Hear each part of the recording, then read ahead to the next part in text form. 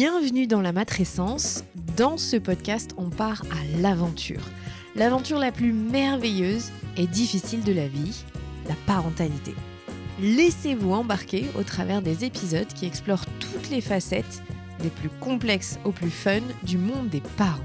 Apprenez, riez, pleurez, découvrez et débattez en écoutant la matrescence. Nous avons une mission, vous donner des clés pour vous accompagner à n'importe quelle phase de votre parentalité. Je suis Clémentine Sarlat, votre hôte depuis mars 2019 déjà. Je suis ultra curieuse, très enthousiaste, mais beaucoup trop bordélique.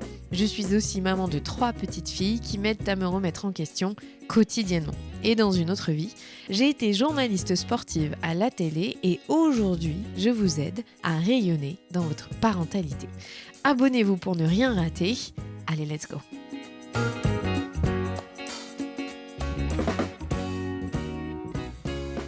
On a toutes et tous vécu ce moment inconfortable où notre ventre fait des siennes et où toute notre attention est accaparée par notre douleur. Pourtant, les troubles digestifs concernent des millions d'adultes et près d'un tiers des enfants. Ballonnement, douleur abdominale, reflux, constipation, syndrome de l'intestin irritable, ces symptômes sont souvent banalisés, parfois honteux et trop souvent laissés sans réponse. Mais si notre ventre nous parlait bien davantage qu'on ne le pense, car derrière ces mots du quotidien se cachent des liens fascinants entre notre microbiote, notre alimentation, nos hormones, on adore, nos émotions et même notre santé mentale. Pour nous aider à comprendre ce deuxième cerveau qui influence une grande partie de notre vie, je reçois aujourd'hui la docteure Pauline Guillouche, docteur hépato sur les réseaux sociaux, gastro-entérologue et hépatologue. Aujourd'hui, elle vous emmène dans ce monde fascinant du ventre pour vous aider à dédramatiser et surtout comprendre comment ça fonctionne pour aller chercher les bonnes infos, poser les bonnes questions et enfin être en paix avec votre ventre. Je vous souhaite une très bonne écoute. Salut Pauline, bonjour docteur Pauline, en vrai. Bonjour, salut Clémentine. Ils t'appellent comment les petits, tu vois, des enfants? Ils disent docteur Pauline? Docteur Pauline, ouais. Ouais. Je vais faire ça. Alors, merci beaucoup d'être venue depuis Nantes jusqu'à nous, dans le studio à Bordeaux. Aujourd'hui, on va parler d'un sujet qui, je pense, concerne absolument tout le monde. Le ventre, les maux de ventre, enfin, ce qui se passe dans notre ventre, dans notre digestion et l'inconfort que ça peut créer. Ma première question, c'est surtout pourquoi tu t'es dirigée vers l'hépato-gastro-entérologie? Ouais, peut-être parce que son nom était très long, je ne sais pas. Je voulais faire une spécialité médicale. Là, je trouve que la médecine générale, c'est une des spécialités les plus difficiles et elle me faisait peur, donc j'avais pas envie de faire ça. Mais je voulais pas non plus être bloquée avec une spécialité qui était trop réduite et je trouve que la gastro-entérologie, elle est finalement hyper large, mais on reste dans le domaine du système digestif. Et je trouve que voilà, c'est passionnant. Je suis passée en stage quand j'étais étudiante en médecine. Évidemment, comme d'habitude, c'est une histoire de rencontre. Je suis tombée sur un de mes futurs professeurs qui m'a voilà, tout de suite embarquée dans son domaine. Et après, je n'ai plus voulu que faire ça, voilà, que la gastro-entérologie.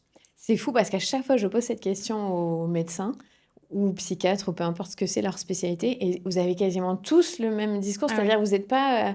Vous rentrez pas en médecine en ayant une idée précise de la spécialité. C'est un stage, un ou une professeure qui vous donne envie après d'aller vers ce Et des malades chemin. aussi. Et des malades. Moi, j'ai des souvenirs de patients que je vais garder toute ma vie en tête de façon assez précise sur certaines pathologies que tu vois que je vois là dans mon cerveau, là dans mes yeux, je les vois. Et des rencontres, ouais, ça c'est hyper important. Ça change tout dans votre parcours. Ouais. Alors, c'est quoi en vrai être hépato-gastro-entérologue? Eh ben, c'est donc la spécialité médicale. Je m'occupe des maladies, on va dire de la bouche à l'anus, mais pas tout à fait, parce que la bouche, finalement, c'est quand même la spécialité, on va dire aujourd'hui maxillofaciale. Tu sais, avant, on appelait ça stomatologue, mais on n'appelle plus ça comme ça. Donc, en gros, ça commence à l'ésophage, en passant par donc l'estomac, l'intestin grêle, le côlon, l'anus. Et puis, il y a aussi le foie et le pancréas. Donc, tout ce qu'on voit à partir de notre gorge, quoi, Ouais. jusque Tout ça. d'une extrémité à l'autre. plus ou moins. Exactement. Oui, Ça. tout à fait. C'est comme ça que tu l'expliques d'ailleurs un peu dans ton livre. Ouais, ça fait quelques mètres de tuyaux. Je le montre si vous nous regardez en vidéo. Le livre que tu as écrit, c'est Décrypter votre ventre, le guide pratique qui révèle les secrets et les couacs de Oui. votre système digestif.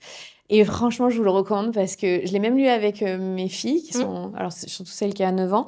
Elle était hyper intéressée parce que tu as fait des dessins, donc on Ouais, comprend bien. Il y a des c'est, assez facile à lire, même pour un enfant. c'est Tu oui, l'objectif, voilà, que tu as ce voulu soit bien facile à lire. Oui, vulgariser oui. Mmh. et franchement, c'était génial du coup, je dis: «Tu vois, les c'est le médecin qui dit qu'il faut manger ça, ça, ça, c'est pas moi». Ou tu parles des rho, des P, donc c'est intéressant. Tu parles notamment du hoquet Oui. et est-ce qu'on peut commencer l'interview que tu peux expliquer ce que c'est le hoquet? Le hoquet, bien sûr, c'est une contraction, de notre diaphragme, mais une contraction un peu anormale, en fait, répétitive, ce qui fait que, ça engendre un bruit, puisqu'en fait, on a l'air qui remonte et ça fait un espèce de bruit, qu'on connaît tous et le hoquet, c'est rigolo quand ça dure, allez 30 secondes, et que ça survient dans des endroits inappropriés, ça peut être marrant. Par contre, ça peut être, très, très, très, très, difficile à vivre quand ça dure, plus d'1 heure, plus de 6 heures, plus de 12 heures, parfois plus de 24 heures et donc c'est un motif de consultation en urgence, en gastro-entérologie. À quoi c'est dû? Comment ça se fait qu'on déclenche ça? Eh bien, on peut penser à tout ce qui va être irritation du diaphragme et donc pour la gastro-entérologie, tu as l'œsophage en fait qui, arrive à son extrémité inférieure juste avant l'estomac et on peut avoir, des irritations, des inflammations du bas de l'œsophage, parfois des tumeurs aussi. Donc on va faire une, fibroscopie gastrique quand on a comme ça un hoquet persistant pendant très longtemps. Parce que je pense que toutes les femmes qui ont été enceintes une fois dans leur vie connaissent cette sensation du bébé qui a le hoquet dans Oui. le ventre. C'est parce qu'ils sont encore immatures, c'est ça? C'est en train de En se fait, faire? ils déglutissent, hein, leur liquide et puis parfois, bah, il y a des petits couacs donc du coup, ça déclenche le hoquet. Ouais, c'est très marrant. Et j'ai l'impression qu'il y a les enfants l'ont plus souvent que nous les adultes. Oui, c'est vrai, c'est vrai, c'est vrai. Bah, ça doit être en lien alors ça, c'est moi qui le dis, hein, mais je pense que c'est en lien avec cette immaturité, en Mmh. fait, de leur système, ouais. Parce qu'on nous a quand même répété toute notre enfance que c'était parce qu'on était en train de grandir Ah oui, qu'on avait le mais hoquet. comme la soupe qui fait grandir. Ça n'a rien à voir. Pas du tout. Donc il y a rien de grave sauf si ça Ouais, dure. ouais, si ça dure ou si c'est de façon trop répétée, j'invite vraiment les gens à consulter. Mmh. Et as-tu une technique magique qui marche Comme faire peur? Non. réellement pour arrêter le hoquet? Non, non, on a des techniques évidemment médicamenteuses quand le hoquet, dure pendant Mmh. très longtemps. Parfois, on hospitalise les gens pour passer des médicaments par voie intraveineuse tellement ça résiste et c'est vraiment l'enfer. Les gens, voilà, quelqu'un qui a eu un hoquet pendant 24 heures, c'est absolument horrible. Ah ouais, franchement, j'arrive même pas à Mmh. m'imaginer que c'est Épuisant, c'est épuisant. possible. Mmh. Dans ton livre, tu expliques que tu veux aider les gens à faire en sorte qu'ils fassent la paix avec leur ventre. Ma première question, c'est comment on fait? Est-ce que c'est possible? Bah oui, c'est possible de faire la paix, enfin en tout cas j'espère. En fait, ce que je voulais faire, c'était mettre à disposition des informations, donc très simples, hein, dans le livre. Pourquoi? Parce qu'il y a des gens qui n'ont pas de maladie, mais qui sont hyper gênés par leur ventre et donc systématiquement, ils ont cette question: «Est-ce que c'est normal? Est-ce que c'est pas normal?» alors qu'en fait, il y a des choses qui sont normales. On peut ressentir à toute heure de la journée des choses un peu digestives qui ne sont pas de l'ordre du pathologique. Donc c'était pour rassurer ces personnes qui finalement n'ont pas de maladie, mais qui effectivement ressentent parfois leur ventre, plus ou moins fort, ça dépend des gens. Et puis aussi inviter les gens qui, par contre, ont peut-être une authentique pathologie, mais qui mettent un peu sous le tapis parce que ben, on n'a pas toujours envie de consulter, etc.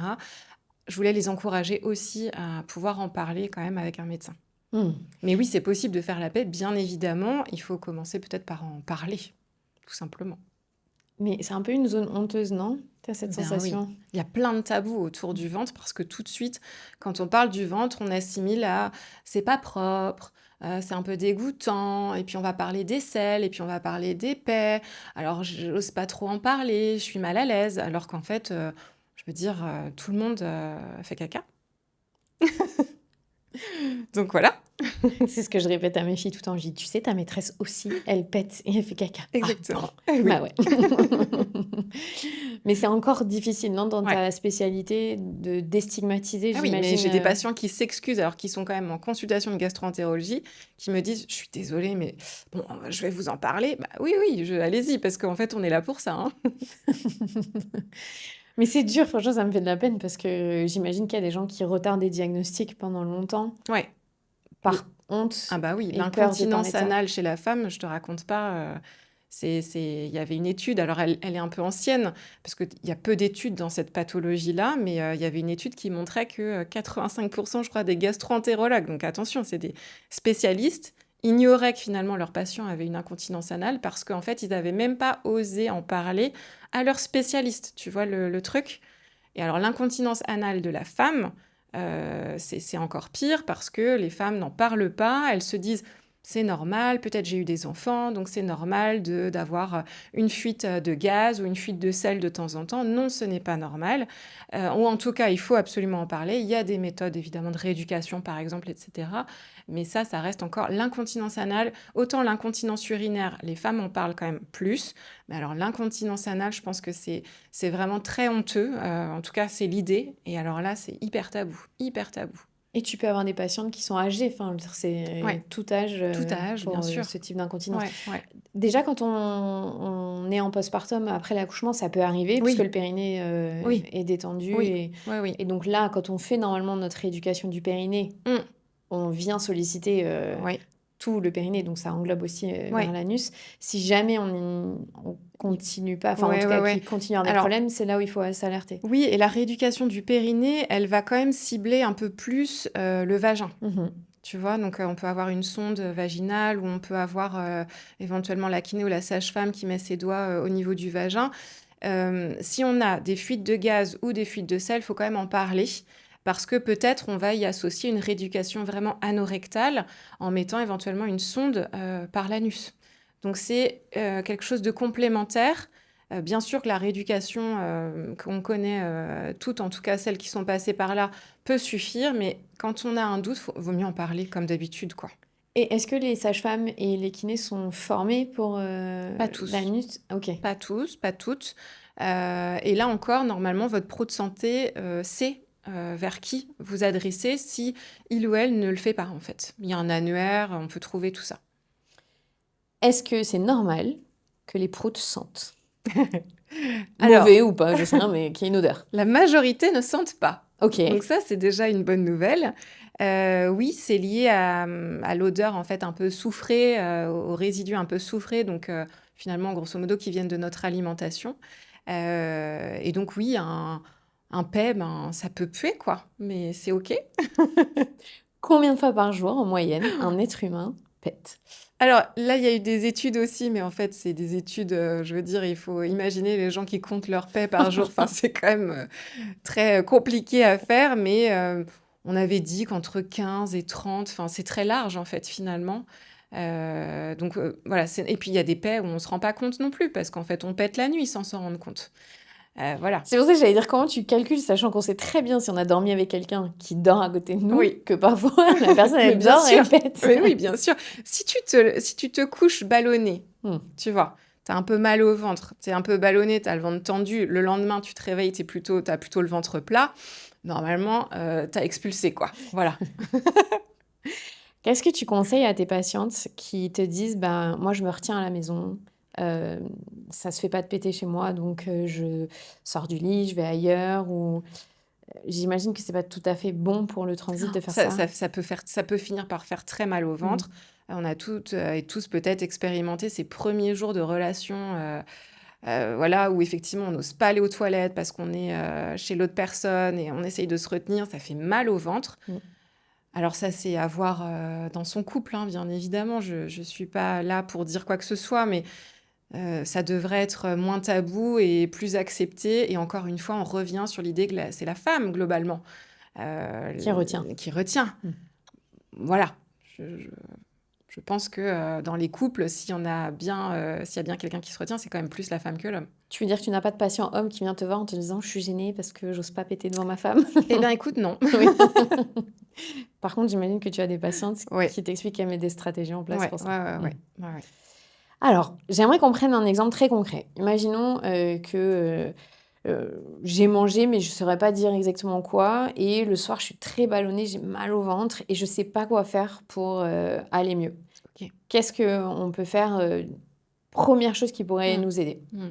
Alors, de façon assez simple, donc, déjà les ballonnements, c'est assez logique que ça vienne plutôt en fin de journée, Mm. hein, c'est ce que les patients et les patientes décrivent. finalement, ça vient s'accumuler, hein, en fonction au fur et à mesure de la journée avec les repas. Et puis le matin, on est moins ballonné parce qu'il y a eu ce jeûne, hein, de la nuit aussi qui fait que comme on n'a pas mangé, forcément, on est moins ballonné. Donc, petite digression sur les jeûnes, par exemple, hein, quand on jeûne, forcément, on va être moins gêné sur le plan digestif parce que jeûner, c'est ne pas manger et donc ne pas solliciter son système digestif. Mais je le dis aussi dans le livre, en fait, on ne peut pas vivre sans manger. Donc, il y a bien un moment donné où il va falloir, bien sûr, le jeûne peut faire du bien sur le moment, mais il va falloir de toute façon manger. Alors, en fin de journée, ce qu'on peut faire, déjà, c'est se mettre à l'aise, changer éventuellement de pantalon pour un pantalon qui serre peut-être moins le ventre, se masser aussi. On peut accompagner avec nos mains le trajet en fait des selles et des gaz. Donc en fait, on va partir finalement de la droite et on va aller vers la gauche. Voilà. Mettre du chaud peut soulager. Ça peut être une bouillotte éventuellement. Alors attention, pas une bouillotte brûlante sur le ventre, hein. Faut pas se brûler non plus, mais ça peut soulager. Et puis éventuellement, on va anticiper sur les jours d'après. Si ça se répète de façon trop fréquente, peut-être qu'il va falloir en effet repérer dans son alimentation ce qui peut être plus pourvoyeur de ballonnement. On peut aussi prendre du psyllium. Je ne sais pas si Mmh. tu voudras qu'on en parle plus tard, Si. mais ça, c'est quand même un truc qui améliore aussi vraiment les symptômes. Voilà. Et puis éventuellement, si on a vraiment très mal au ventre, eh bien, en parler à son médecin traitant, peut-être prendre un antispasmodique si on en a un sous la main, ça peut soulager quand même. Mais ça soulage sur le moment, mais le but, c'est de trouver la racine et de comprendre comment Oui, fonctionne le corps. toujours, c'est mieux. Est-ce qu'on est tous ballonnés par les mêmes aliments ou chacun réagit différemment? Eh ben non, c'est bien ça toute la complexité. C'est qu'on réagit tous de façon différente, probablement parce qu'on a déjà tous un corps différent et en plus, on a tous un microbiote différent. Alors, le microbiote, ça n'est pas que lui qui est responsable de la différence entre toi et moi, par exemple, mais ça joue beaucoup. Et puis, il y a plein de choses aujourd'hui qu'on ne comprend pas encore. Mmh. Mais c'est vrai que, par exemple, quelqu'un va manger 3 pommes et quelqu'un va être manger qu'une pomme. Et en fait, ils vont être gênés à équivalence entre celui qui a mangé 3 pommes et l'autre qui a mangé qu'une pomme. Et le problème aussi, c'est que moi, je ne peux pas dire à mes patients tant de grammes, par exemple, de courgettes à partir de tant de cuillères de champignons, vous allez être plus ou moins gêné. Ça, c'est un travail qui peut se faire chez un ou une diététicienne, pour le coup. Parce que là, il faudrait prendre un journal, noter pour Ouais, il avoir faut une noter et puis clarté. le ou la diète va justement pouvoir dire bah, on va essayer tel type de sucre fermentescible, on va parler des FODMAPs peut-être, et donc on va déterminer son seuil de Mmh. tolérance euh, là où justement on va avoir un bon confort digestif. Est-ce qu'on est du coup, avec plus ou moins de capacité à digérer des choses? Est-ce que c'est génétique ou est-ce que ça survient au fur et à mesure de la vie? C'est probablement un peu tout. Moi, je vois en consultation des familles entières qui ont mal au ventre. Mmh. Est-ce que c'est en lien avec leur microbiote? Probablement, avec leur mode alimentaire aussi, voilà, leurs habitudes en fait, éventuellement plus que génétique. Mais c'est sûr que oui, on retrouve ça. Alors, tout n'est pas, encore heureux, tout n'est pas fatalité. C'est-à-dire que c'est pas parce que c'est vrai que c'est des choses qui peuvent être très culpabilisantes d'entendre que ah ben, si on a eu une césarienne, on n'a pas donné le même microbiote à son enfant que ceux qui sont nés par voie vaginale, ou bien si on n'a pas allaité et qu'on a préféré le biberon, eh bien, c'est moins bien. Heureusement que tout n'est pas inscrit. Il y a plein de choses hein, qui font que on va pas développer le même microbiote, etc. Donc, voilà. Voilà, C'est un encore. facteur, mais c'est Oui, pas déterminant pour, non, la non, suite. non. Parce que c'est ça, on sait quand même quand on est en césarienne, on va être moins exposé aux bactéries vaginales, donc on peut Exactement. être un peu plus fragile. Voilà, C'est ça? on reçoit pas le même Mmh. microbiote, on va recevoir le microbiote un peu plus cutané de la mère, puisqu'on est par la paroi abdominale, en fait. Mmh. Ouais. Et je trouve que ta spécialité, elle est fascinante parce que en vrai, il y a plein de choses que vous savez pas encore et que vous Oui, allez découvrir. C'est dur, mais en même temps, ouais, il y a un champ des possibles qui est ouais. immense. Mais il faut savoir le dire, Mmh. qu'on ne sait pas tout, encore aujourd'hui. Mais moi, tu vois, je suis gastro-entérologue depuis... J'ai été diplômée il y a 13 ans, j'ai eu mon doctorat il y a 13 ans. Et en l'espace de 13 ans, il y a tellement de choses qui ont changé. Enfin, c'est un truc de dingo. Et tant mieux. Et donc, je me dis que pour les 20 prochaines années, il y a plein de choses qu'on saura et qu'on ne sait pas aujourd'hui en 2026. Est-ce que notamment maintenant, on parle, hein, du fait que ce serait le deuxième cerveau. Hmm. Est-ce qu'il y a 13 ans, on en parlait de la même manière ou pas encore? Ou c'était Pas dès le début? encore. En tout cas, par exemple, là, il y a on va dire, il y a des critères pour notamment parler du syndrome de l'intestin irritable. Euh, et des pathologies dites fonctionnelles, parce qu'il n'y a pas que le syndrome de l'intestin irritable où on a des symptômes, mais on ne voit pas d'anomalie quand on fait les examens. Tout un programme extrêmement frustrant pour les patients et pour leur docteur. Euh, et donc ça, aujourd'hui, on va appeler, c'est nouveau, des troubles de l'interaction cerveau-intestin. Tu vois, ça a été renommé parce que ça permet justement de dire que bah, c'est peut-être pas que fonctionnel, parce que fonctionnel, c'est une espèce de grand fourre-tout où on ne sait pas trop ce qu'on met dedans, quoi. C'est un peu genre, quand on ne sait pas très bien, quoi, on dit que c'est fonctionnel. Et en fait, là, aujourd'hui, ces nouveaux critères qui s'appellent les critères de Rome, donc numéro 5, ça veut dire que c'est plein de spécialistes qui sont réunis à Rome et ils se sont penchés sur le sujet pour la 5e fois et ils ont établi des nouveaux critères diagnostiques. Et en tout cas, là, ils ont dit, voilà, on va les appeler troubles de l'interaction cerveau-intestin. Donc, c'est te dire l'importance effectivement de ce deuxième cerveau. Donc ça serait que, la connexion se fait pas très bien entre les milliards de bactéries qu'on Ouais, il a y a dans le plein de ventre et choses en lien, mais c'est vrai que notre intestin, il est en lien avec notre cerveau par le nerf vague, en l'occurrence, par notre microbiote aussi. Et il y a plein de choses qui interagissent entre l'un et l'autre. Et en fait, notre cerveau, il est aussi il est riche en neurones. Alors, moins que notre cerveau, mais c'est quand même l'organe le plus innervé après le cerveau. Et donc, il y a des interactions permanentes entre l'un et l'autre. Et parfois, ça peut dysfonctionner. donc ça fait pas très longtemps que la science l'a compris. Oui, C'est ouais, fou. ouais. Ouais, ouais. Avant, on pensait que c'était, distinct, en fait, c'est ça? On pensait Ça qu'il y avait communiquait pas? peut-être moins, ouais, il y avait moins de communication. Et en fait, plus ça va et plus on se rend compte que l'un ne va pas sans l'autre, en fait. Ah donc c'est fascinant pour vous. Enfin, désolée, j'essaie de me Ouais. dire que tout ce qui est en train d'avancer là en Mm. 10 ans, comme je disais, ça fait un champ des possibles qui est immense. Oui, et puis on avait tendance à vouloir regrouper sous la même étiquette, tu vois, par exemple, syndrome d'intestin irritable, la même chose. Mais en fait, c'est des mécanismes probablement parmi les patients qui sont complètement différents. On peut avoir, par exemple, après une infection digestive, une altération du microbiote, mais on peut avoir chez certains qui sont très douloureux une hypersensibilité intestinale, et puis on a d'autres qui vont avoir un problème de perméabilité, donc intestinale. Enfin bref, finalement, moi, ce que je dis aux patients, le problème, c'est qu'aujourd'hui, aujourd'hui en 2026, je ne sais pas quel est le mécanisme chez vous. Donc, on va essayer certaines approches, et peut-être il y en a une qui va fonctionner, mais je vais être obligée d'y aller pas à pas, ce qui peut être un peu déroutant en se disant, mais attends, mon médecin ne sait pas du tout et Il donc va. où il va, et donc elle est en train de me faire un espèce de programme de trucs, tu vois, pas à pas, mais en fait, c'est qu'aujourd'hui, je ne peux pas dire à telle personne, alors vous, c'est plutôt la perméabilité, et vous, c'est plutôt l'hypersensibilité. Ben non, je ne sais pas en fait. Donc, on essaye, pas à pas, de soulager les patients. Depuis quand est-ce qu'on sait que les antibiotiques, posent problème au microbiote?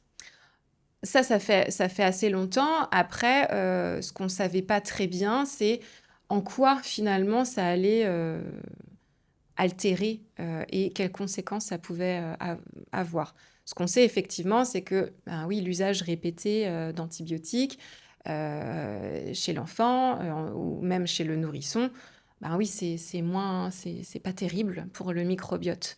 Et mais ça encore, je veux dire, on n'y peut rien. C'est-à-dire que un enfant qui a une angine bactérienne, on va bien devoir traiter son angine bactérienne. On ne va pas le laisser comme ça.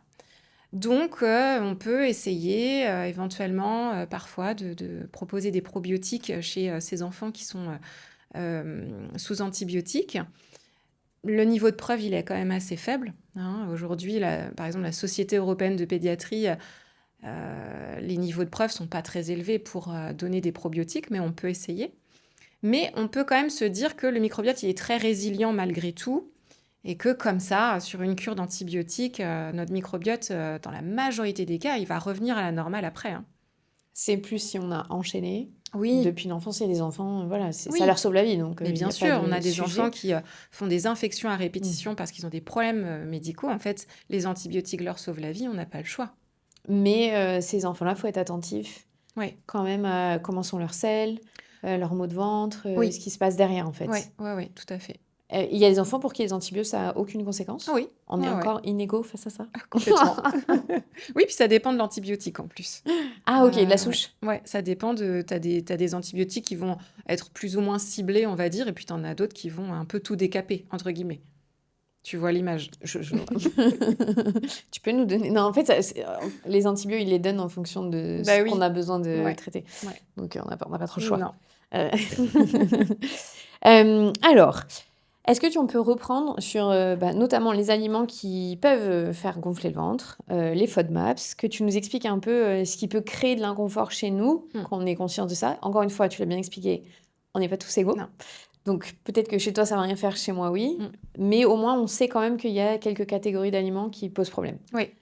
Alors, un petit disclaimer peut-être, c'est que on parle du régime pauvre en FODMAP. J'aime pas utiliser le mot régime. Ça devrait être banni, le mot régime. Clairement, j'aime pas du tout. Donc, on va peut-être parler d'une alimentation. On va parler de FODMAPs. Là, ce que je vais dire, c'est pas à appliquer chez soi en disant, OK, je vais enlever tous les FODMAPs de mon alimentation. C'est pas du tout ça qu'il faut faire. Pourquoi? Parce qu'on est tous inégaux et qu'on ne doit pas venir créer des troubles des conduites alimentaires. Et dans ma spécialité, j'en vois quand même beaucoup parce que tu as mal au ventre, tu sais plus quoi manger, tu vas éliminer le gluten, tu vas éliminer le lactose, tu vas éliminer la courgette, tu vas éliminer la salade, tu vas éliminer tout, tout, tout. Et puis tu vas finir par manger 3 aliments. Et ça, c'est pas bien parce que tu rentres dans une spirale infernale et finalement tes troubles digestifs, bah, c'est pas mieux parce que dès que tu essayes de remanger, ça te fait à nouveau mal au ventre. Donc attention avec voilà, les indications. Il faut être accompagné par un spécialiste de l'alimentation quand on commence à vouloir éventuellement repérer dans son alimentation ce qui nous rend plus ou moins malade, entre guillemets, tu vois. Donc les FODMAPs, en fait, ça décrit, c'est un acronyme hein, pour fermenticides, oligosaccharides, blablabla. C'est tous les sucres qui vont fermenter dans ton intestin et principalement dans ton côlon. Donc en fait, ces fibres qui ne sont pas absorbées dans ton tube digestif, ils arrivent entre guillemets tels quels dans le côlon. Et là, ils vont être digérés par nos bactéries, notre microbiote. Et nos bactéries, en les digérant, en les mangeant en fait, eh bien, vont créer des gaz. Et ces gaz peuvent nous ballonner, nous donner mal au ventre. Et donc, on va les retrouver dans certains fruits, dans certains légumes. Et donc, on va avoir effectivement, parmi les plus connus, le blé. Mmh.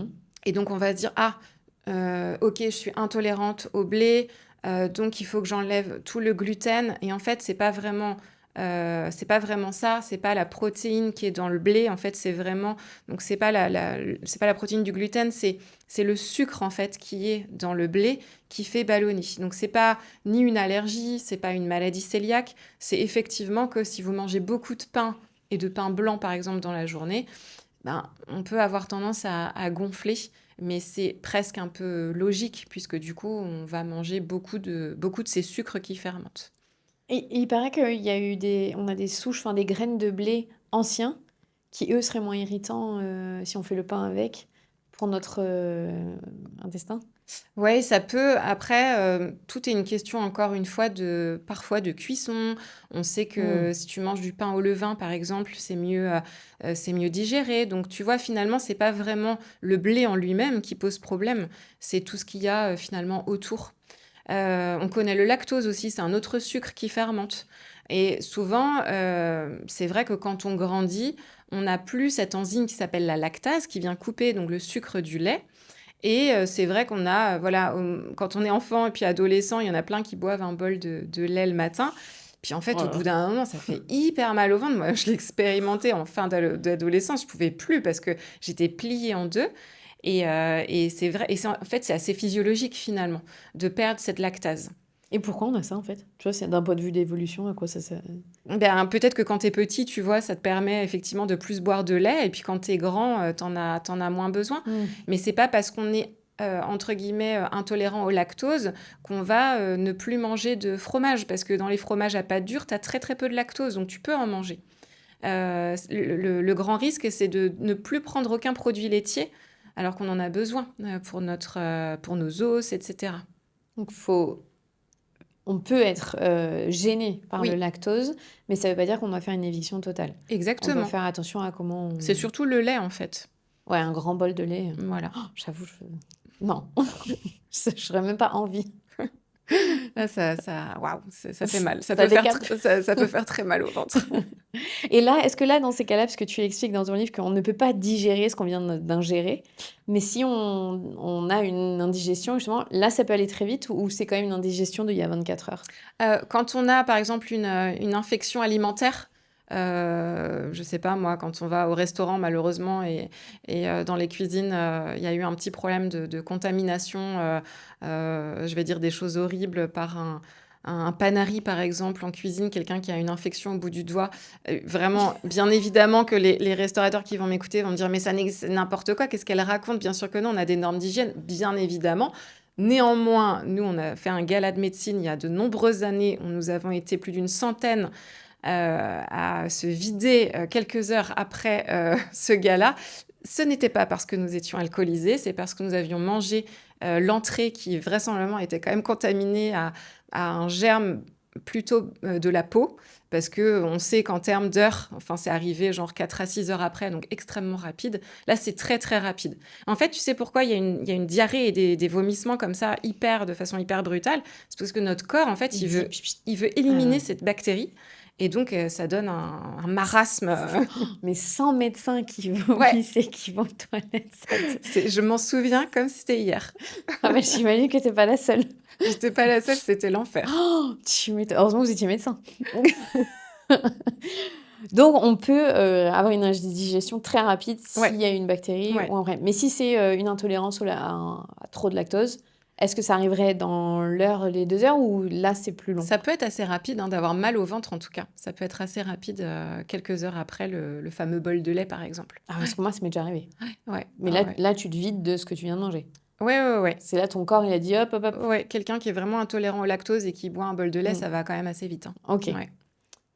Donc après dans les FODMAPs, il y a ça, il y a, donc ça peut être, le gluten ou le blé, le lactose. Et puis il y a plein de fruits et légumes en fait, hein, plein de fruits et légumes qui sont très nombreux. Et encore une fois, si on vous présente alors dans le livre, je le fais, j'ai un tableau où c'est marqué pauvre, riche, etc. en FODMAPs. On peut les retrouver hein, sur les sites internet. Mais encore une fois, l'idée, ce n'est pas de venir retirer tout ce qui est riche en FODMAPs. Parce qu'il y a ce seuil de tolérance qui est propre à chacun et qu'on ne connaît pas. Et donc là, il faut être vraiment accompagné. Ouais, c'est un vrai travail de détective quand même, Ah quelque oui, oui, part, oui. d'aller Ouais, chercher, ouais. ce qui fait basculer ou pas dans Oui, et l'inconfort. donc il faut en avoir envie. Moi, ce que je dis aux Mmh. patients, si vous avez envie de faire ce travail qui va être sur plusieurs semaines, voire plusieurs mois, avec un accompagnement diététique et donc un coût, puisque c'est pas pris en charge par la sécurité sociale, très bien, allez-y. C'est typiquement pour les gens qui me disent: «Je ne sais plus quoi manger». Mmh. C'est très fréquent. Ah oui, tu en as beaucoup en Ouais, j'en consultation. ai beaucoup. Ils sont perdus Ils parce que sont tout complètement perdus. déclenche, des maux de ventre? Ouais, et puis ils sont perdus parce ils entendent à droite à gauche qu'il faut pas manger de ci, puis après il faut pas manger de ça, et puis après enfin t'as plein de régimes à la mode là sur les réseaux sociaux. Tu sais plus quoi manger en fait. Tu ne sais plus quoi manger. On te dit par exemple que, et je le dis dans le livre, le régime méditerranéen c'est le meilleur pour la santé actuellement. C'est celui qui est très riche en fibres et donc en fruits, en légumes, en céréales, en légumineuses. Mais quelqu'un qui a mal au ventre, il va avoir du mal à atteindre les 25 à 30 grammes de fibres par jour qui sont recommandés. Forcément, parce que plus on va manger ces fibres, plus on va avoir de la fermentation dans l'intestin. Donc, dans l'idéal, oui, il faut manger comme ça, mais après, en pratique, ben, ça peut être quand même plus compliqué. Mmh. Donc en gros, c'est tout ce qui peut fermenter et donc faire gonfler, Oui, le ventre. le ventre. Est-ce que c'est grave ou est-ce que c'est juste de l'inconfort? C'est pas grave. OK. Non, c'est pas grave. Si on en revient aux pathologies dites fonctionnelles, par exemple, tu n'as pas de retentissement sur la durée de vie, par exemple. OK. Voilà. Donc ça, c'est un des meilleurs exemples pour dire que non, ça n'est pas... voilà. Ça altère la qualité de vie très fortement des gens. Donc c'est insupportable de vivre souvent avec ces troubles-là. Mais paradoxalement, ça n'est pas grave. Ça aussi, c'est difficile à entendre pour les Ouais, patients. mais c'est vrai qu'on a toutes et tous connu un moment où on a le ventre gonflé et c'est Ouais, ultra désagréable. oui. En fait, on est concentré sur ça tout le temps. Mmh. On n'arrive pas à couper, en fait, cette sensation-là, je trouve. Oui, puis il peut y avoir des injonctions de l'extérieur. «Ah, t'as encore mal au ventre», même si on dit rien. Il y a une attitude, probablement une posture qui fait que, peut-être on peut toucher son ventre et donc l'entourage va dire, «Tu encore mal au ventre» comme un reproche, parce que tu viens gâcher ce moment-là «encore» entre guillemets ou bien: «Bah, je t'avais déjà dit d'aller consulter, tu l'as pas fait». Oui, mais souvent ils ont consulté déjà 5 fois et on leur a dit que c'était rien. Donc ça pourrit la vie de la personne et aussi souvent, de l'entourage, et ça, c'est encore, très culpabilisant pour les patients de sentir ça. Mmh. Et vous, en tant que médecin, vous avez quoi comme rôle face à quelqu'un, qui vient consulter pour ces motifs-là? Déjà, il faut poser, le diagnostic. Par exemple, on reprend l'histoire du syndrome de l'intestin irritable. Déjà, le fait de dire: «Ça n'est pas rien, c'est un syndrome de l'intestin irritable». Au moins, il y a un diagnostic de poser et pareil, les gens vont pouvoir dire: «Ben, j'ai un syndrome de l'intestin irritable, c'est pour ça que j'ai mal au ventre de façon récurrente, c'est comme ça». Heu, donc reconnaître la maladie, en fait, ça, c'est primordial et puis après, ça va être une fois pour reconnaître la maladie, il va falloir éliminer les autres, bien évidemment. Donc ça, c'est notre travail de médecin, bien évidemment et puis après, ben, ça va être d'orienter, piste par piste et d'essayer de soulager les gens. Donc en vrai, c'est ça qui est fou, je trouve, c'est que quelqu'un vient avec, les maux de ventre, tu élimines toute cause, Ouais. grave, Mmh. tu lui poses le diagnostic du syndrome de l'intestin irritable. Tu as pas de feuille de route précise, Mmh mh. recommandée pour tout le monde, pour Non. dire: «On va, vous sortir de cet inconfort qui est extrêmement pénalisant, au quotidien». C'est pas, Non. tu pas une étape, Non, c'est pour ça que c'est des consultations qui sont qui sont longues, qui sont difficiles, parce que tu imagines que derrière, il y a, peut-être 5 10 ans, hein, de souffrance, mmh, derrière. Souvent, juste après l'adolescence, ça commence, quand même à ce moment-là. Donc un parcours de vie qui est déjà été, difficile, hein, quand, ils viennent nous voir. Souvent, ils ont fait leur diagnostic, hein, tout seuls, bien évidemment. Hem et parfois, cette consultation, elle est très déceptive. Parce que je leur propose pas et je leur dis, hein, très souvent: «Je ne vais pas vous proposer la solution miracle».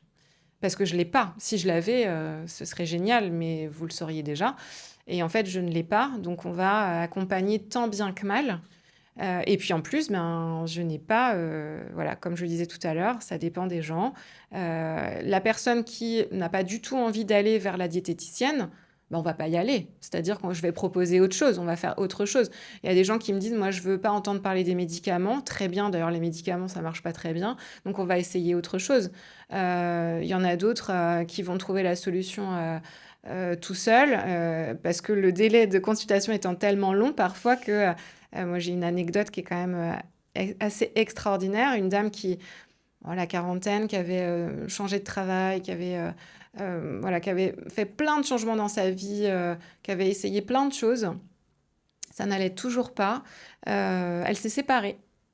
Elle a plus mal au ventre. Je dis pas qu'il faut se séparer, mais il y a une cause à effet là, tu veux il dire? y a quand même il y a parfois des Petite corrélation choses, des fois. voilà. Alors je ne suis pas là pour dire à mes patientes de quitter leur mari, mais il y a on est toujours dans tu vois, dans L'axe. l'axe intestin-cerveau.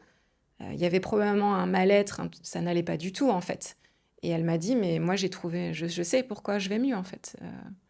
Voilà.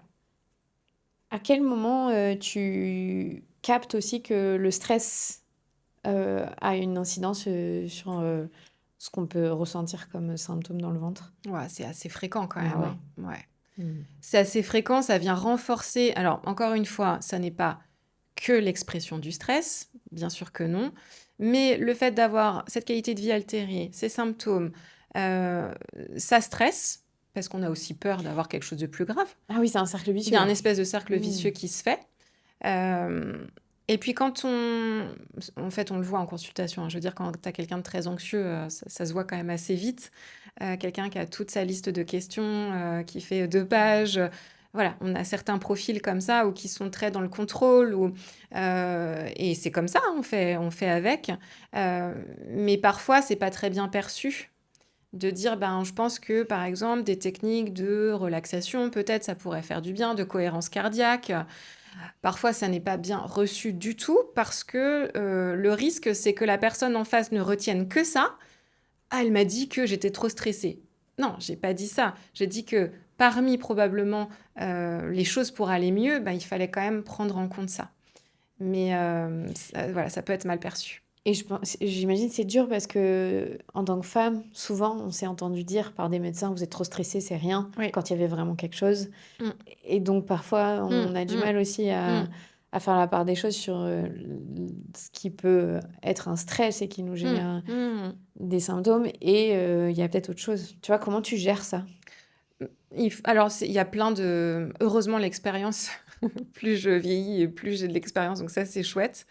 Mais voilà, on va essayer de ne pas passer à côté de quelque chose. Et si jamais il y a ce petit truc qui va pas, cette incohérence dans le tableau clinique, ou même parfois, on en discute avec les patients, quelqu'un qui... Aujourd'hui, on a malheureusement de plus en plus de cancer colorectal à un âge avant l'âge de 50 ans. Ok.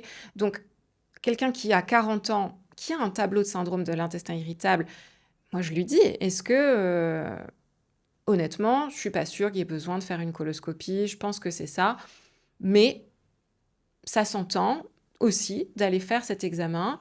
Qu'est-ce que vous en pensez? Est-ce que ça vous rassurerait? Parce que le fait d'être rassuré va faire qu'on va aller mieux aussi dans ces symptômes. Donc parfois, Cercle vertueux dans le bien sens. sûr, donc parfois on fait les examens pour rassurer le patient, pour me rassurer aussi moi en tant que gastro-entérologue, ne pas passer à côté de quelque chose. Je leur dis quand même que les examens complémentaires ne vont pas changer la prise en charge s'ils sont normaux. Il faut pas en attendre forcément quelque chose de miraculeux, encore une fois, mais ça peut être une étape obligée pour aller mieux. Ouais. Bon, je crois qu'avec ta spécialité, on a compris qu'il n'y a pas de miracle. Tu ne peux pas t'appuyer sur, «Oh bah tiens, j'ai une Non, baguette magique et non. ça marche». C'est une sacrée spécialité, quoi. Ouais, mais c'est pour ça que tu vois, tous les trucs à côté qu'on peut voir, les charlatans qui te vendent des solutions miracles, bah ça marche bien. Parce que en fait, aujourd'hui, moi, dans ma spécialité, j'ai pas ça. Mmh. Et donc, en fait, si tu as envie d'aller voir la pilule miracle qui va se vendre à côté, bah, en fait, c'est normal que tu aies envie d'aller chercher cette pilule miracle qui malheureusement n'existe pas. Et des fois, je récupère des parcours après plusieurs années d'errance, d'essais de plein de choses différentes qui n'ont pas marché ou qui ont marché sur le moment parce que les maladies, c'est comme ça. Il y a des fois où ça va aller très bien et puis des fois où on va être beaucoup moins bien. Et donc, on a des parcours, oui, qui sont parfois jonchés de charlatanisme. Est-ce que le fait d'être une femme ou un homme, ça joue dans comment on va s'exprimer des symptômes ou ce qu'on va pouvoir ressentir? Alors déjà, ce qui est clair, c'est qu'il y a quand même plus de femmes qui sont Ah oui. atteintes de syndrome de l'intestin irritable. Ça, c'est la majorité des patients. Et puis, alors, moi, j'ai un biais parce que je suis une femme. Donc, en consultation, je reçois quand même beaucoup de femmes, clairement. Je reçois des hommes, mais tu vois, je le disais encore la semaine dernière avec mon infirmière en endoscopie. Au bloc, j'avais un homme pour 8 femmes. OK. Voilà. Les femmes, elles sont plus sujettes à la constipation, elles ont des côlons qui sont un peu plus longs que la moyenne. Voilà, il y a plus de symptômes dysfonctionnels en gastro-entérologie chez les femmes. Elles vont plus avoir d'hémorroïdes, Oui, de problématiques de fuite, voilà. anale? Oui. OK. Il y a les facteurs hormonaux, bien évidemment, éventuellement les grossesses qui sont passées par là, mais pas que, hein, bien évidemment, hein. Voilà, il y a plein de choses ouais, qui sont complètement différentes. Est-ce que c'est normal avant nos règles d'avoir, le ventre qui est plus gonflé et d'avoir des diarrhées?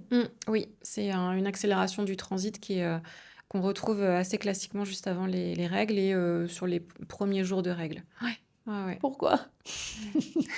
Il y a une histoire de prostaglandine qui vient C'est accélérer tout ça. Ouais, ouais, ouais. on adore ce moment. Voilà, c'est la double peine. Je pense qu'on est plein de femmes à se dire: «Ah, j'ai eu de la diarrhée, tiens, c'est quand mes règles? Ah oui, je vais peut-être les avoir Exactement. là». Ouais, tout C'est à ça fait. le Ouais, ça ouais, arrive. ouais. Ça améliore les personnes qui sont constipées. C'est pas faux. Bah oui, Elle, ça leur fait du bien, ouais, mais pas les autres qui c'est ça. Tu disais qu'il y a une grande, majorité de femmes qui viennent en consultation, et qui sont concernées par ça. Est-ce qu'en revanche, le cancer du côlon rectal, c'est plus les hommes? C'est moitié-moitié, OK. autant les hommes que les femmes. C'est marrant, j'ai l'impression de voir plus d'hommes, mais c'est moi, un biais, hein, Ouais, mais non, non, non. OK. Ouais. Donc là, il y a moins de différence entre les sexes? Voilà, c'est vraiment moitié-moitié, mais effectivement, dans le test de dépistage, Mmh. qui se fait à partir de 50 ans pour les gens qui n'ont pas de soucis personnels ou familiaux de cancer, du côlon dans leur entourage, ils sont invités tous les 2 ans par la sécurité sociale à faire un petit prélèvement de sel et à l'envoyer par la poste pour voir s'il y a du sang qu'on ne voit pas et qui pourrait, s'il y en avait, on devrait faire une coloscopie. Et ben là, il y a plus de femmes qui font les tests que les hommes. Voilà. Alors que pourtant, à partir de 50 ans, il y a la mammographie tous les 2 ans aussi. Voilà. Donc, elles ont 2 dépistages organisés qui arrivent à 50 ans, le cancer colorectal et le cancer du sein. Et pourtant, elles sont plus assidues que ces messieurs. Le cancer, côlon rectal, tu disais qu'aujourd'hui, il y a quand même des gens plus jeunes qui Oui, l'ont. C'est un cancer qui tue fortement? c'est un Ouais. cancer qui est... alors, Ou qui est bien soigné aujourd'hui? il est de mieux en mieux pris en charge parce que l'idée, c'est de le détecter de plus en plus tôt. Et donc, on a un dépistage qui est hyper efficace puisqu'on sait que le cancer colorectal, il se développe à partir d'une lésion bénigne qu'on appelle un polype et que ce polype, il va mettre des années à grossir et à devenir cancer. Donc, c'est tout l'intérêt en fait du dépistage, c'est de pouvoir faire la coloscopie au moment où on a ce polype, de retirer le polype et en fait, on se met à l'abri du cancer colorectal. Donc ça, c'est super. Donc c'est très bien. Le dépistage, c'est à partir de 50 ans parce que l'âge moyen du cancer colorectal, c'est plutôt aux alentours de 70 ans. OK. Mais effectivement, on constate en parallèle qu'il y a de plus en plus de jeunes qui sont atteints avant l'âge de 50 ans et donc là qui échappent au dépistage organisé du cancer colorectal. Qu'est-ce qui doit nous alerter? Parce que là, tu parlais, du sang qu'on n'aurait pas détecté dans les Mm, selles. Dans nos selles, est-ce qu'il y a des choses qui doivent nous alerter, qui ne concernent pas qu'un cancer, mais mm. qui pourraient, potentiellement, nous dire: il y a un petit souci»? Du sang par l'anus, il faut consulter. Ça, c'est une de mes règles absolues. OK. Même si tu penses que c'est tes hémorroïdes parce que c'est très rouge clair et que c'est à l'essuyage, je ne veux pas le savoir. Du sang par l'anus, on consulte. Peut-être que le généraliste va suffire.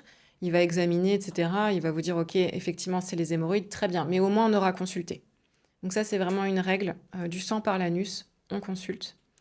Et puis après, toute modification du transit qui n'est pas habituelle. J'explique. Quelqu'un qui va avoir un transit plutôt accéléré, on a plein de personnes qui vont avoir 2-3 selles par jour. Bon, c'est pas forcément anormal, hein, chacun a son transit. On n'est pas tous égaux, encore une fois. Mais d'un coup, il a qu'une selle tous les 2 jours, alors que ça n'est pas du tout son habitude, faut consulter. L'inverse marche aussi. Quand on est constipé et que d'un coup, on se met à avoir un transit un peu accéléré, il faut consulter. Voilà, ça, c'est plus des choses que ce qu'on va regarder dans les selles. Si elle flotte, si elle coule, peu importe, ça dépend de ce que tu as mangé. Donc en fait, on n'en a rien à faire. Et puis après, la couleur, qu'elle soit marron clair, marron foncé, là aussi, pas trop d'intérêt. Si par contre, elle est noire comme du goudron, très collante, ça peut signer un saignement plus haut situé sur le tube digestif. Là, il faut consulter. Et si c'est un peu jaune? Chez les enfants, j'ai l'impression que ça arrive, assez régulièrement. Ouais, Ça serait dû à quoi? non, c'est pareil, ça peut être une question de transit très rapide, OK. voilà, avec des selles claires. Alors, bien sûr, la selle blanche, comme Mmh. vraiment très très blanche, bon, là, il faut consulter parce que ça peut indiquer un problème d'évacuation de la bile et donc un problème du foie. Mais quand c'est jaune, voilà, ça peut être effectivement chez les enfants, on retrouve assez ça fréquemment. Mais voilà, pas de souci. Ah ouais, on s'inquiète pas du tout. Non, s'inquiète OK. pas. Par contre, chez les adultes, plus? Ben, c'est pas... Non, Non, si pareil? c'est jaune, c'est pareil. Il faut OK. que, voilà, il faut que ce soit franchement blanc ou beige. Est-ce qu'il y a des, aliments aussi qu'on mange qui vont colorer nos selles et ou c'est pas grave du coup? Oui, bah, la betterave. Ah oui, classique. Classique, la betterave. Quand on prend une supplémentation en fer aussi, ça Mmh. colore en noir.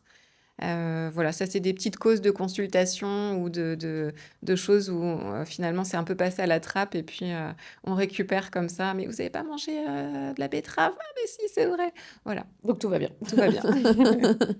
Bah, justement, si on parle du fer, en quoi est-ce qu'il est hyper important, dans notre, fonctionnement? À quel moment on doit s'inquiéter? Je t'avoue que moi, j'ai eu 8 de ferritine Oh! pendant Mmh.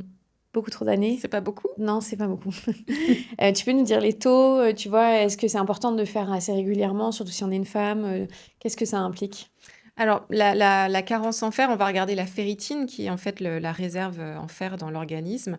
Et si tu as une carence en fer, une ferritine basse, alors on met en dessous de 30 globalement, tu peux avoir une anémie. Tu peux avoir une anémie, donc une baisse des globules rouges. Et donc, on a tous les symptômes qui sont la fatigue, les ongles et les cheveux cassants. Voilà, vraiment, on est un peu au bout du rouleau. Les performances sportives, je t'en parle même pas, c'est catastrophique. Euh, et donc ça, chez la jeune femme réglée, c'est hyper fréquent, rien que en lien avec la perte de sang par les règles tous les mois. Tu associes un régime peut-être pauvre en viande rouge, parce que c'est quand même pas trop la mode du moment, et d'ailleurs, je le conseille pas trop parce que c'est pas très bon en fait de manger de la viande rouge pour la santé digestive. Donc voilà, tout ça fait qu'on peut être carencé. Tu rajoutes par là-dessus une grossesse, un allaitement, éventuellement un accouchement où il y a eu des pertes de sang entre les deux. Bon, bah, tu as le combo pour effectivement être anémié, et ça va bien sûr réduire toutes tes performances, ton attention, tout quoi. Donc il faut checker ça et si besoin, être supplémenté en fer. Et tu aussi, qu'il y a pas que la supplémentation, ça ne peut ne pas marcher si on a en plus un intestin irritable, si on n'arrive pas à absorber le fer? Oui, il y a plein de choses qui peuvent faire qu'on peut moins bien absorber, Mmh. et puis surtout ce qu'on voit, c'est que la tolérance du fer oral, elle est quand même pas bonne du tout. Elle fait mal au ventre et elle peut Mmh. donner soit de la constipation, soit de la diarrhée. Donc parfois, ça peut être compliqué d'avoir des supplémentations à faire qui se prennent comme ça, qui permettent de bien remonter le taux de ferritine. Donc on peut aller sur d'autres formes, comme le bisglycinate, mais qui est beaucoup moins dosé. Et quand vraiment, vraiment, on n'arrive pas à se remonter, il y a des perfusions de Mmh. fer qui marchent très bien, qu'on fait quand même de plus en plus, qui permettent là pour le coup de corriger l'anémie assez rapidement pour retrouver une vitalité qui manque. Et ça peut vraiment tout changer. Est-ce que ça joue aussi j'ai un flash qui me vient d'avoir lu quelque chose sur la santé mentale, sur la dépression et la ferritine très, très basse? Ben oui, ça joue sur tout parce que imagine, tu es complètement fatigué à côté de tes pompes. Oui, oui, ça c'est sûr que ça joue sur rien que ton attention, par exemple, tu vois, ta concentration. Donc oui, ça peut prendre des proportions qui sont au-delà d'une simple fatigue, quoi. Et tu conseillerais de tester, son taux de fer régulièrement ou il y a pas besoin? Comment est-ce Il n'y a qu'on pas de recommandation particulière. Toujours est-il que pendant la grossesse, oui, ça c'est clair, on va mmh. aller vérifier le taux de ferritine. Mais finalement, est-ce qu'en préconceptionnel, il ne faudrait pas non plus aller regarder? Parce que quand on est enceinte, on va être mise sous fer. C'est un moment donné où peut-être déjà sur le plan digestif, c'est pas toujours formidable. C'est clair. Euh, donc c'est sûr que si on arrivait déjà à la grossesse sans être carencé, ce serait déjà super bien. Donc pourquoi pas quand on fait quand on est sous, tu sais, acide folique Mmh. avant, pourquoi pas demander à ce moment-là un petit check-up à son médecin. Ça pourrait être une bonne idée, ouais. Et en postpartum. Ah ben ça c'est clair, ça c'est clair. L'allaitement joue sur la carence martiale, hein. Ça c'est hyper important. Ouais. Je t'écoute et je me dis: «Mais j'ai fait n'importe quoi». Mais non, mais c'est parce qu'on n'est Non, pas, je savais pas. on n'est pas Aujourd'hui, assez, on n'est je pas assez saurais. informé. Je Mm. galère, hein. Là, je suis remontée à 35, mais Mm. ça fait, 2 ans Ouais. que je me bats pour, faire Mm. remonter Et chez un les taux de fer. sportifs, hein, il faut faire attention aussi, hein. Mmh. Les sportifs, on a des baisses de fer aussi, donc il faut faire attention. Mm. Moi, je prends un fer en bouteille. Oui. le Floradix. Bon, je suis Ouais. désolée, je donne une marque, mais Mmh. c'est le seul que je tolère Mmh. et qui m'a aidé à remonter. Ouais, on peut essayer plein de Mmh. fers différents. Les seuls qui sont remboursés, sont Oui, ceux ça. qu'on prescrit. Celui-là, C'est il l'est pas. voilà, ça c'est voilà, Et ça coûte cher, j'avoue, hein. voilà, C'est un voilà. investissement. La bouteille, c'est plus de 20 Ouais, euros. ouais, ouais. Mais j'avoue que c'est le seul Mmh. qui me fait pas mal au ventre Mmh. et qui m'a aidé Ah ouais, non à mais remonter. Et dès que j'arrête de le prendre, ça redescend. je redescends. Ouais. Donc je sais que Mmh. je transforme pas bien. Ben oui, oui. Alors évidemment, il faut aussi expliquer que, c'est un motif donc de consultation en gastro-entérologie parce qu'il y a pas que les règles, la grossesse et l'allaitement qui font qu'on peut perdre, du fer. On va regarder si dans le tube digestif, il y a pas un petit saignement chronique. Ça peut être le symptôme, d'une infection au niveau de l'estomac par une bactérie qu'on appelle Helicobacter pylori, mais ça peut être aussi, une maladie inflammatoire, mais ça peut être aussi, bien sûr un cancer du côlon. Donc par exemple, on va dire la femme ménopausée qui a une carence en fer, ça doit être un énorme signe d'alerte et on va faire une coloscopie. Donc ça, tu dis, c'est un signe d'alerte. Une femme ménopausée qui tient pas le fer. Ouais. Est-ce que les enfants peuvent être carencés en fer ou c'est vraiment une problématique d'adulte? Ouais, ouais, ouais, il y a des cas où il y a les bébés allaités parfois qui sont carencés en fer. Mais c'est vraiment plus une problématique d'adulte. Après, c'est pareil, dès qu'on a une fatigue inhabituelle, des choses comme ça, les généralistes ou les pédiatres sont quand même assez... ils peuvent être amenés à faire une recherche un dosage de ferritine et s'il y a besoin, pouvoir supplémenter en fer. Pourquoi je parle des bébés allaités? C'est que dans les laits infantiles, tu as du fer en fait. Voilà. Donc, Alors que si nous qui allaitons sommes déjà carencés, on va moins leur en donner, c'est ça que tu veux dire? donc voilà, Mais c'est ça paraît logique. c'est la petite différence. Mais normalement, la diversification fait aussi que chez ces bébés qui sont allaités, ils vont quand même, à un moment donné, être diversifiés et donc on va leur apporter du fer dans l'alimentation. Est-ce qu'il y a des pathologies particulières pour les enfants bébés qu'on n'a pas chez les adultes et vice-versa? Ou notre tube digestif prend la même chose, peu importe l'âge? Non, c'est différent, tout en ayant pas mal quand même de similarités. Mais par exemple, ce qui me vient en tête, c'est le reflux gastro-œsophagien. C'est pas du tout la même chose chez le bébé de moins d'un an par rapport à l'adulte. Pourtant, ça a un peu le même nom, le reflux. Et là aussi, alors, on dit beaucoup mon bébé RGO, mon bébé reflux. Et en fait, souvent, il y a quand même beaucoup de bébés qui n'ont pas de reflux pathologique, donc au sens maladie, mais qui ont des régurgitations. Les régurgitations, c'est complètement physiologique. Et on dit que c'est 7 bébés sur 10 de moins de 4 mois qui vont régurgiter. Donc, c'est vraiment ce bébé que tu prends dans les bras et qui te refait l'épaule. Après son biberon ou la tétée, peu importe. Mais ça, c'est physiologique. Là où on doit être un peu plus alerté, c'est quand c'est accompagné de pleurs, d'un refus de prendre le biberon ou le sein, voilà, d'un bébé que tu sens pas bien. Mais encore une fois, la régurgitation, ça doit passer grosso modo vers l'âge d'un an parce que en fait, ce sont des bébés qui vont grandir, qui vont être diversifiés, donc ils vont avoir une alimentation solide, ils vont se mettre debout. Et petit à petit, on va plus avoir ces régurgitations qu'on voit chez les petits bébés. Euh, et chez l'adulte, le reflux gastro-œsophagien, alors oui, c'est toujours la remontée de liquide de l'estomac dans l'ésophage, mais là, on est vraiment sur des facteurs qui sont différents. Par exemple, le tabac, l'alcool, donc évidemment, il n'y a pas chez le bébé. Ça peut être lié au surpoids, ça peut être lié à la grossesse, ça peut être lié à une anomalie anatomique qu'on appelle la hernie hiatale, c'est quand l'estomac vient remonter au-dessus du diaphragme qui normalement garde bien l'estomac en dessous. Voilà, donc c'est pas les mêmes choses.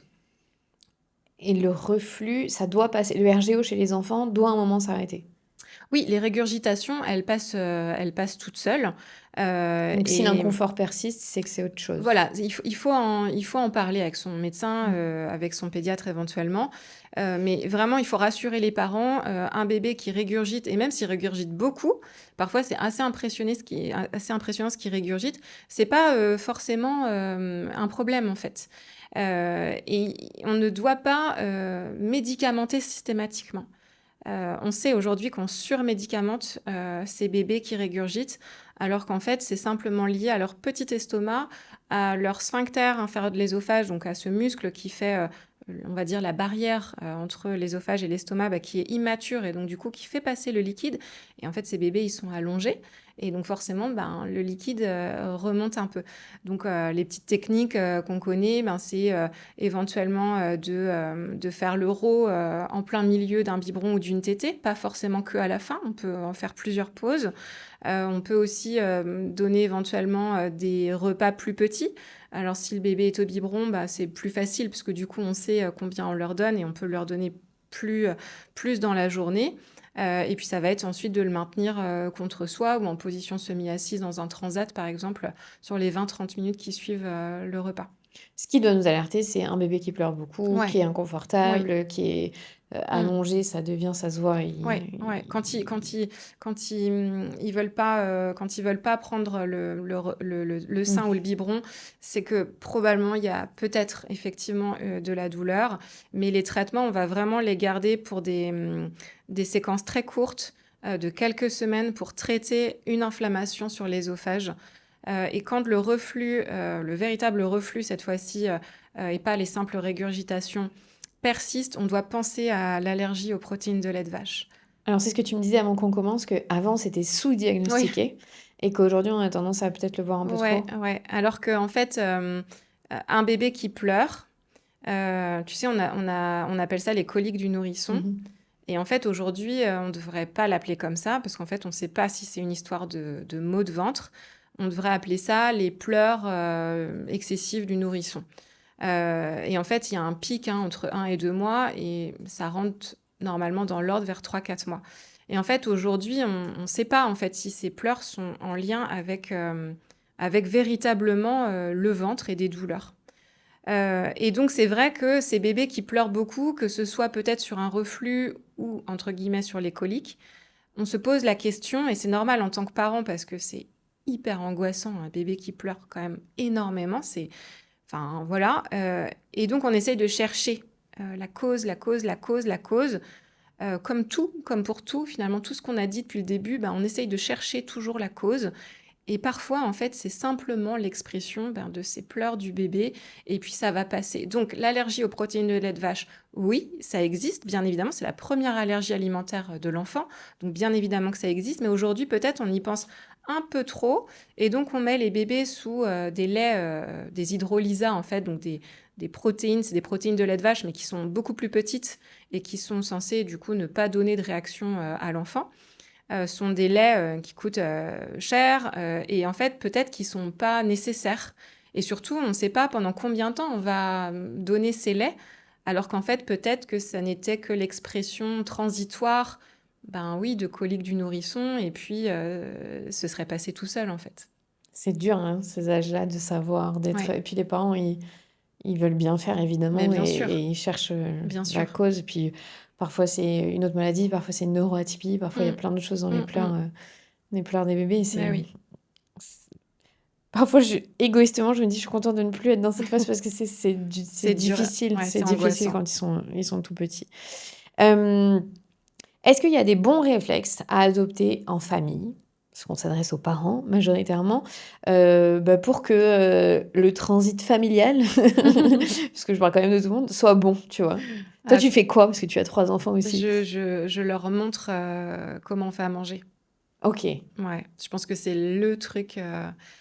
Alors, je sais pas, tu vois, moi j'ai 40 ans et j'ai été élevée par une maman dans les années 80-90 avec vraiment l'apogée des surgelés.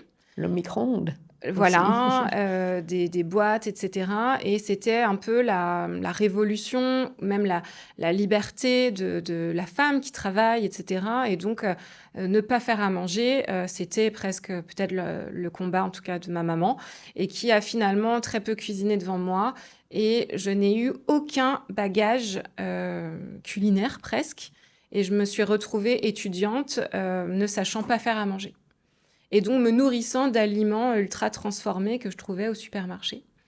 Euh, qu'il faut limiter un maximum parce qu'ils sont bourrés de sel, d'additifs, de sucre. Et en fait, aujourd'hui, l'idée, c'est de revenir sur des produits bruts. En plus, les aliments ultra transformés, ils sont quand même plus chers à l'achat que si tu achètes une tomate et un concombre, en fait. Donc souvent on me dit oui mais c'est une question de coût, on peut pas manger que bio. J'ai pas dit qu'il fallait manger que bio. Je parle de produits bruts.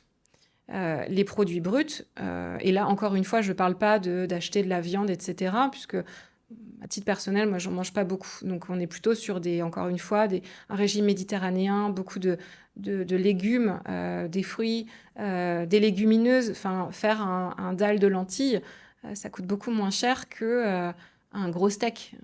Voilà. Voilà, tu vois, pourtant c'est riche en protéines, etc.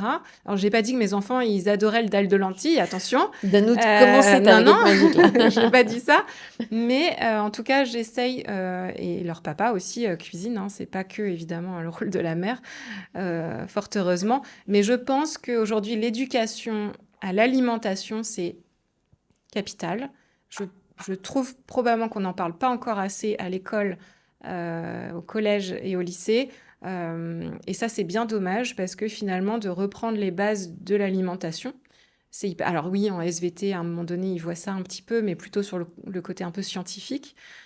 Dire que c'est bon pour ton corps, en fait, si tu manges la courgette verte avec la carotte orange. Voilà, dire que ça, c'est bon pour ton corps, c'est bon pour ton ventre, mais c'est bon pour ton cerveau aussi, c'est hyper important. Et moi, mon aîné, du coup, typiquement, hier soir, en fait, c'est lui qui a fait la sauce pour les pâtes tout seul. Il a 14 ans et en fait, je suis très fière, vraiment. Et c'est très bien, il y a autant se féliciter, je veux dire, et je suis assez fière ouais, de voir que... Alors, c'est un garçon, mais à 14 ans, il sait faire la sauce à la tomate tout seul, avec les oignons et la tomate, et c'est cool. Et je pense que c'est ça, en fait, voilà, pour moi, un des secrets, c'est de leur montrer comment manger. Pour pouvoir leur inculquer la réalité de ce que c'est de manipuler Ouais. et de ce qui se passe quand on le mange et comment Et puis, ils vont avoir ça c'est de la transmission que tu fais, c'est Oui, hyper c'est vrai. important. Tu vois, le livre de recettes un peu familial. Quand on est parent, on aime bien faire les cookies avec les enfants parce ils vont manipuler. On voit le côté mathématique, le grammage, etc. Et puis en fait, tout ça, bah, c'est de la transmission sur comment est-ce qu'on transforme un produit brut en cookies et on va pas acheter la boîte de cookies. Alors attention, je dis pas qu'il faut pas acheter la boîte de cookies, ne me faites pas dire ce que j'ai pas dit parce que chez nous, il y a plein de boîtes de gâteaux parce que en fait, je travaille et que je peux pas passer ma Tu as vie. des ados aussi. Voilà, qui façon. mangent beaucoup trop vite les cookies que je peux faire. Donc on a bien sûr des aliments ultra transformés à la maison. On en a, enfin je veux dire bien sûr. Mais d'un autre côté, j'essaye de pallier ça en leur montrant qu'on peut faire aussi différemment. Ça me fait penser que dans le livre, tu dis aussi un des secrets pour avoir un transit agréable, c'est de bien mâcher et Oui. qu'on sous-estime complètement cette étape. Ouais, ouais, il faut prendre son temps pour manger, pour mâcher, pour ensaliver, puisque la première étape de la digestion, ça se fait dans la bouche avec les petites protéines, les petites enzymes, notamment on appelle ça l'amylase salivaire par exemple, qui vient commencer à digérer les sucres de ta bouchée. Et puis l'action des dents qui vient réduire cette bouchée en tout petits morceaux qui commencent à passer dans l'œsophage. Il faut manger en pleine conscience dans l'idéal, donc on essaye de couper s'il y a une télé, s'il y a des écrans. Et donc, on essaye de... Alors, c'est bien parce que parfois, les personnes qui ont des enfants font que les repas durent très longtemps parce que moi, j'en ai un qui est très lent. Et c'est pas plus mal parce que finalement, il est très lent à manger, mais c'est lui certainement qui a compris le truc parce qu'en fait, son assiette, elle dure pendant 20 minutes. Et c'est très bien parce que c'est exactement le temps qu'il faut pour que l'information de satiété vienne au cerveau. Si tu boulottes tout en 5 minutes, eh ben, tu vas manger probablement beaucoup plus que si tu avais laissé le temps à ton cerveau de dire « Ah, mais en fait, est-ce que j'ai vraiment faim ?» Et puis, effectivement, on ne force pas à finir l'assiette. Je veux dire, quand on a plus faim, enfin, il faut respecter la satiété des enfants et des adultes. Moi, je vois trop d'adultes ne plus savoir ce que c'est que la satiété. Donc, voilà, on n'est pas... je ne sais plus qui disait, on n'est pas une poubelle de table. Hein, on n'est pas, le parent ne doit pas récupérer tout ce qu'il y a dans les assiettes de leurs enfants et finir. C'est sûr qu'on aimerait ne pas faire de gâchis alimentaire, donc il vaut mieux se servir des petites portions, quitte à les resservir pour éviter ce gâchis alimentaire, mais ne pas, voilà, ne pas se forcer à tout terminer. C'est vrai que notre génération d'un peu plus a été élevée avec Ah, cette notion-là. ouais. Euh, J'avoue, je dis mes parents non, mais j'ai vu autour de moi et j'ai la sensation qu'aujourd'hui, on a un peu Mmh, mmh, mmh. quand même réussi à changer ce discours, même dans les écoles. Oui, Il y a moins de... j'espère, j'espère. Même dans l'ordre des aliments. Hmm. Qui a dit qu'on devait commencer par l'entrée, le plat, le dessert Moi, j'en ai un qui commençait systématiquement par son fromage. Bon, bah, je vois pas le problème, en fait. S'il veut manger son fromage, c'est très bien. S'il veut manger sa pomme en premier, ben, il mange sa pomme en premier. Ça ne me... Voilà, aucun souci. Moi, je vais le commencer par la compote. Je leur dis non, la compote, c'est trop rapide à manger. On va manger une tartine de beurre, c'est mieux, en attendant Alors, pour c'est sûr l'apéro. que s'il y a un biscuit, par exemple, bon, bah non, Oui. bien sûr, c'est pas l'idée. Mais voilà, sinon, ils font bien comme ils veulent. Mais c'est vrai, et même culturellement, il y a des gens qui mangent différemment dans Oui, l'ordre, ouais, ouais, ouais. différemment Mm, de ce que nous, on ferait mm. nous-mêmes. J'ai une dernière question. Tes enfants, ça les fait marrer de savoir que leur mère, elle parle caca prout toute la journée ou pas? Ouais, ouais, ouais, ça les fait bien marrer. Ils te posent des questions? Ouais, ils me posent des questions et puis après, j'en parle de façon assez libre, hein, le sujet de la digestion et puis de plein d'autres choses, hein, de société, de féminisme. Voilà, j'ai 3 garçons, donc j'essaye quand même de porter ça à la maison puisque je suis la seule fille. Ouais, ouais, ça les amuse. Et je pense ils sont assez fiers aussi de voir que leur maman a peut-être un discours qui peut faire que peut-être on peut améliorer les choses tous ensemble. Donc ça, c'est l'idée, quoi. Mm. Et si j'avais une dernière question, parce que justement, on parle des enfants qui se retrouvent très souvent à dire qu'ils ont mal au Mm. ventre, parfois de manière passagère, mais parfois de manière assez récurrente. Euh, Ouais. il se passe quoi quand t'as ça? C'est 30% des enfants en âge scolaire qui ont mal au ventre. Alors, encore une fois, la démarche du médecin, ça va être d'éliminer une pathologie, on dit organique. Et dans la majorité des cas, en fait, ce sont des douleurs de l'enfant, des douleurs sans forcément des troubles du transit associés, sans rien d'autre. Donc, ils ont mal au ventre. C'est une énorme cause d'absentéisme scolaire. Et donc, il faut rassurer les enfants, bien sûr, les parents aussi, ça c'est capital, leur expliquer que oui, ils ont mal au ventre, que leur douleur, elle est réelle, elle est parfaitement réelle, mais qu'effectivement, tous les examens sont normaux, donc c'est rassurant et ça va passer. Et il faut les encourager à poursuivre l'école, tant bien que mal, pour ne pas aller vers le décrochage, poursuivre les activités périscolaires qui leur font du bien.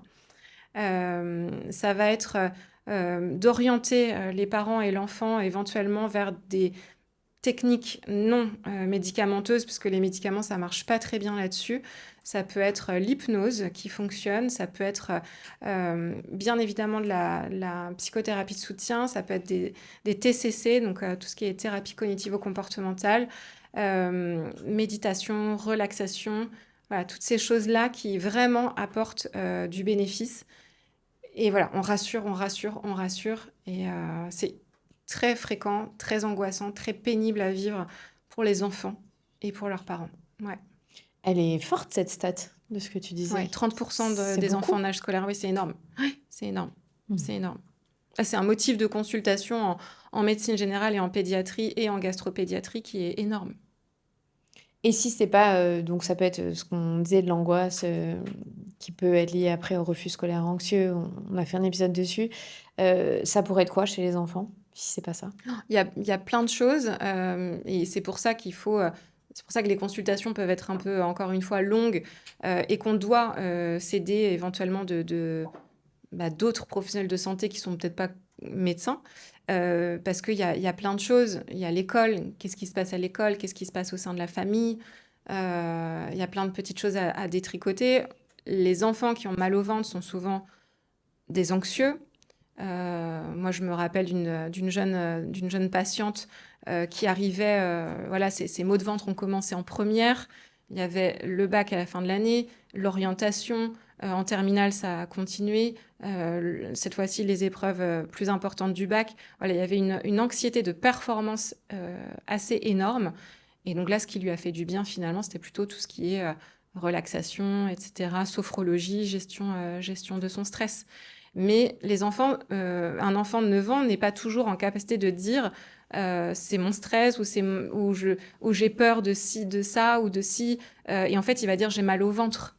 Et ces consultations, elles génèrent énormément d'examens complémentaires. Et moi, je suis là souvent pour dire attendez, on a déjà fait une prise de sang, une échographie, on ne va pas aller plus loin, c'est très fréquent.